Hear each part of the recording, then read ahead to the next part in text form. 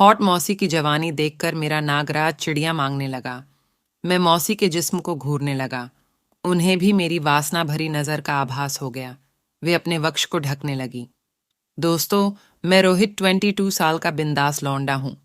मेरा हथियार 6 इंच लंबा है, जो किसी भी चिड़िया में गदर मचाने के लिए काफी मस्त और असरदार है। मुझे अक्सर गदराई हुई मस्त औरतें बहुत ज्यादा पसंद आती हैं। ऐसी बिंदास औरतों को देखकर मेरा नागराज फनफना उठता है। अभी कुछ दिनों पहले ही मेरी कल्पना मौसी हमारे घर आई थीं। उनके साथ मौसी के बच्चे भी थे जो 5-7 साल के थे। मौसी को देखते ही मेरा नागराज ठनक उठा। आज मैं मौसी को 2 साल बाद देख रहा था।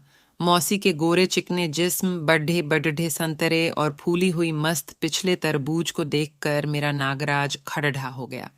मौसी अंदर आईं और मैंने स्माइल देकर मौसी का स्वागत किया। कुछ देर बात करने के बाद मौसी आराम करने चली गईं। कल्पना मौसी लगभग 34 साल की हैं। उनका पूरा जिस्म भरा भरा सा है।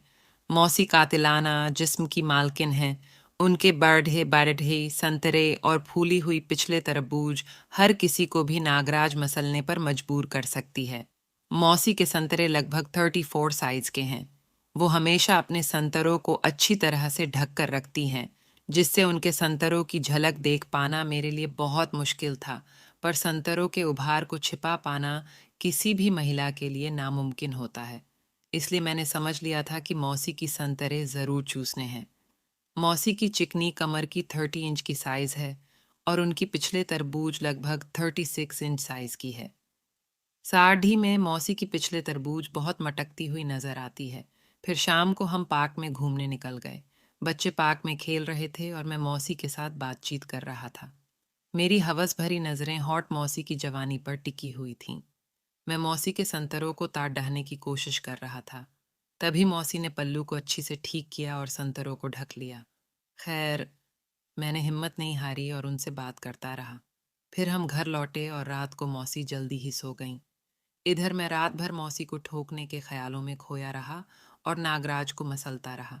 अब सुबह हो चुकी थी। मेरी नींद खुली तो ख्यालों में मौसी ही थीं और मैं उन्हें याद करके अपना नागराज मसलने लगा था। नागराज एकदम कदाढक हो गया था और मैं आंख बंद करके बेसुध होकर अपने नागराज से खेल रहा था। तभी अचानक से मौसी मेरे रूम में आईं और उन्होंने मेरी चादर को खींच दिया। रोहित, उठ, कब तक सोता रहेगा? अब तो उठ जा। जैसे ही मौसी ने चादर को खींचा तो उनकी नजर मेरे खड़े हुए मोटे तगड़े नागराज पर पड़ ढी। मौसी मेरे हाथ में नागराज देखते ही सकपका गईं। वे मुझे कहकर तुरंत वापस चली गईं, उठकर बाहर आ जा, चाय तैयार है। मगर मैं अपने नागराज को ठंडा होने के बाद ही बाहर गया। मौसी किचन में ही थीं। मैं बहुत ज्यादा शर्मिंदगी महसूस कर रहा था। तभी मौसी की पिछले तरबूज को देखते ही मेरा नागराज फिर से तन गया। मौसी ने मुझे चाय पकड़ ढहा दी। तभी मौसी की नज़र फिर से मेरे नागराज के तंबू पर पिड़ी गई। मौसी ने कुछ नहीं कहा और वो अपना काम करने लगीं। फिर ऐसे ही दिन निकल गया। अब एक तरफ तो मुझे डर भी लग रहा था, लेकिन दूसरी तरफ मौसी को ठोकने की इच्छा भी हो रही थी।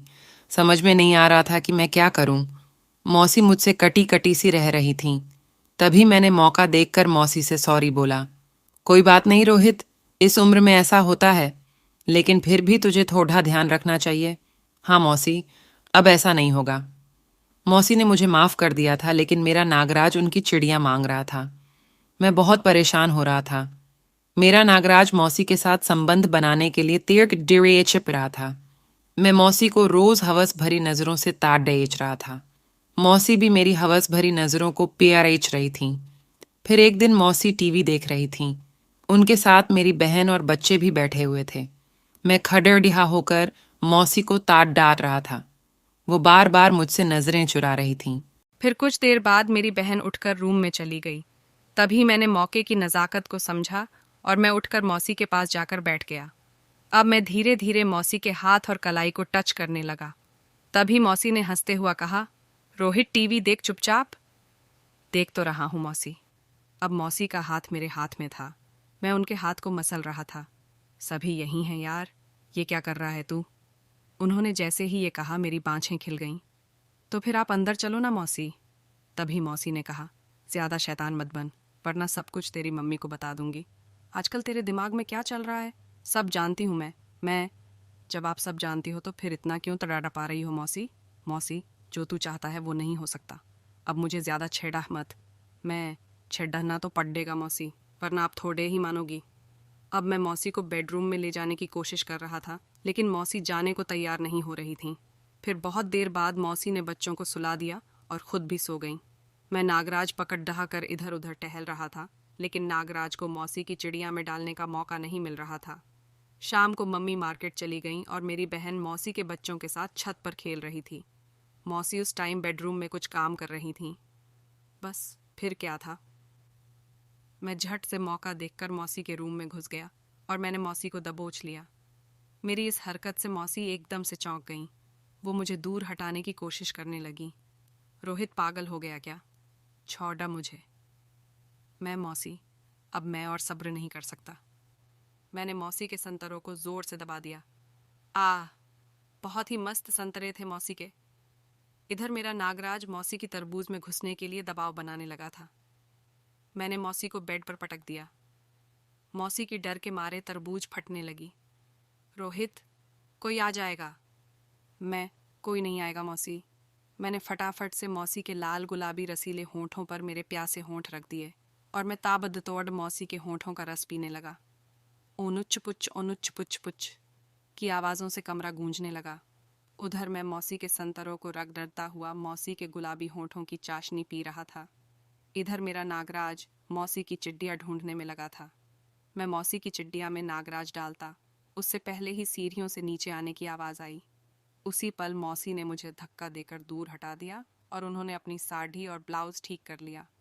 फिर जल्दी ही वो रूम से बाहर भाग गईं। साला आज भी मेरा नागराज मौसी को ठोके बिना ही रह गया। शाम को मौसी मुझसे गुस्सा करती हुई नजर आ रही थी। मैं कह रही थी ना कि कोई आ जाएगा, लेकिन तू तो मेरी बात ही नहीं सुन रहा था। मैं सॉरी मौसी, मैं कुछ ज़्यादा ही जल्दबाजी में था। ऐसी कौन सी जल्दबाजी यार? अगर रितिका सब कुछ देख लेती तो मेरी कितनी बदनामी होती। मैं, हाँ मौसी, सब कुछ बिगड़ जाता। अब मेरे साथ ऐसी कोई हरकत मत करना। मौसी मुझसे बहुत ज़्यादा नाराज़ थी। अब मुझे मौसी की चिड्डियाँ मिलना भी मुश्किल नज़र आ रही थी। फिर 2 दिन ऐसे ही निकल गए। मेरा नागराज अभी भी प्यासा ही था। मौसी अपनी चिड्डियाँ देने के मूड में नज़र नहीं आ रही थी। इस घटना के तीसरे दिन घर में और मेहमान आ गए। अब घर में जगह की कमी के कारण मम्मी ने मौसी के सोने का जुगाड़ा ऊपर वाले कमरे में कर दिया। मेरे सोने का जुगाड़ा भी मौसी के पास वाले रूम में ही था। रात को खाना खाने के बाद मौसी बच्चों को साथ लेकर रूम में आ गईं। मौसी अब भी मुझसे नाराज थीं। कुछ देर बाद बच्चे सो गए और मौसी मोबाइल चलाती रहीं। मुझे हॉट मौसी की जवानी की सोच सोचकर नींद नहीं आ रही थी। मैं हिम्मत करके मौसी के रूम में चला गया और मौसी से इधर उधर की बातें करने लगा। मैं बेड के दूसरी ओर लेटकर मौसी को ताड़ रहा था। मेरा नागराज मौसी की चिड्डिया के लिए फनफना रहा था। फिर मैंने हिम्मत की और उठकर मौसी की बगल में लेट गया। मैं मौसी को ठोकने के लिए उतावला हो रहा था। मैंने मौसी के संतरों पर हाथ रख दिया और धीरे धीरे मौसी के संतरों को मसलने लगा। मौसी ने कोई प्रतिक्रिया नहीं दी, वे मोबाइल चलाती रही। मैं मौसी के पेटीकोट में हाथ डालने लगा। रोहित, तू फिर से शुरू हो गया ना? मैंने तुझे समझाया था ना? हाँ यार, लेकिन आज तो पूरा मौका है ना। अब आज तो आप मुझे मेरी प्यास बुझाने का मौका दे दो। वे कुछ नहीं बोली, शायद उनका भी मूड बन गया था। ऐसा सोचते ही मैंने मौसी के पेटीकोट में हाथ घुसा दिया और उनकी चिड्डियाँ मसलने लगा। मौसी की चिड्डियाँ भट्टी की तरह जल रही थी। अपनी चिड्डिया पर मेरा हाथ पाकर भी वो बिल्कुल चुप थीं। इसका मतलब साफ था। इधर मेरा नागराज मौसी की तरबूज में रगड़ डेक खाने लगा। तभी मैंने मौसी के संतरों को बुरी तरह से भींच दिया। ईसस! एकदम से मौसी की सिसकारी निकल पड़ी। मौसी मेरे हाथ को दूर हटाने लगी। रोहित यार मत कर, मैं तुझे मना कर चुकी हूँ। मौसी आप अब जो भी समझो, लेकिन अब मैं आपसे दूर नहीं रह सकता। यह कहकर मैंने मौसी को जोर से कस लिया। मौसी की खामोशी मेरे नागराज को उकसाने लगी और मैंने मौसी की चिड्डिया को जोर से कुरेद डाला। आई सिसस! ओह रोहित मान जाना यार। अब मौसी की नामें मुझे हाँ नजर आ रही थी। मैं मौसी की चिड्डिया और संतरों को बुरी तरह से मसलने लगा। मौसी धीरे धीरे सिसकारियां भरने लगीं। उनका विरोध खत्म हो गया था और टांगें फैल गई थीं। तभी मैंने मौसी को सीधा किया और मैं फटाक से मौसी के ऊपर चढ़ा गया। मैंने जल्दी से मौसी के रसीले गुलाबी होठों पर मेरे प्यासे होंठ रगड़ दिए और ताबद्दा तोड़ा मौसी के होठों का रस पीने लगा। कुछ ही देर में मौसी की चिड्डिया की आग भड़कने लगी और मौसी भी मेरे होठों को अपने होठों में फंसाने लगी।